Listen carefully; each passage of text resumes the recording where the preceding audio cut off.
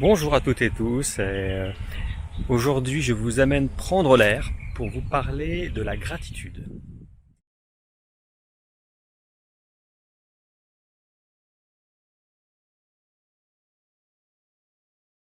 Dans nos bureaux, on a pris une drôle d'état d'esprit, une drôle de tournure de pensée, qui est celle d'exercer notre sens critique pour voir ce qui ne va pas. Alors bien sûr, l'idée, j'imagine, c'était d'être dans un processus d'amélioration continue, comme on dit.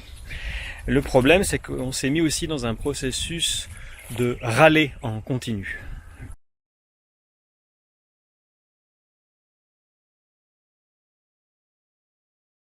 Vous allez prendre une feuille A4 sur laquelle on va tracer 3 colonnes.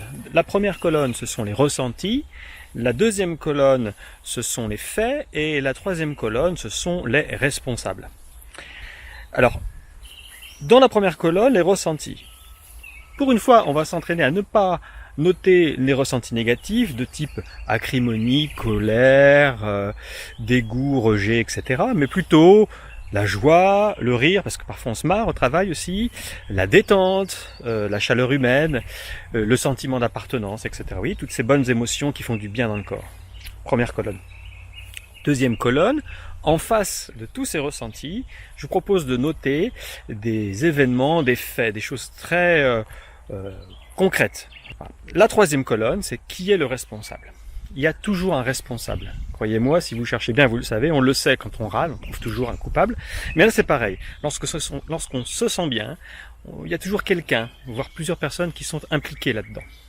Notez le prénom et le nom de ces gens-là.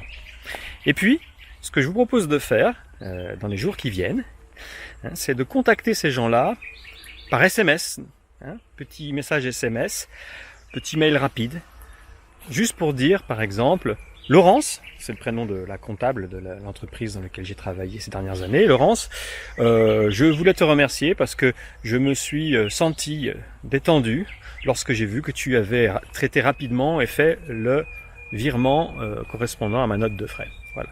C'est important de faire le pont comme ça entre le ressenti, l'événement et la personne.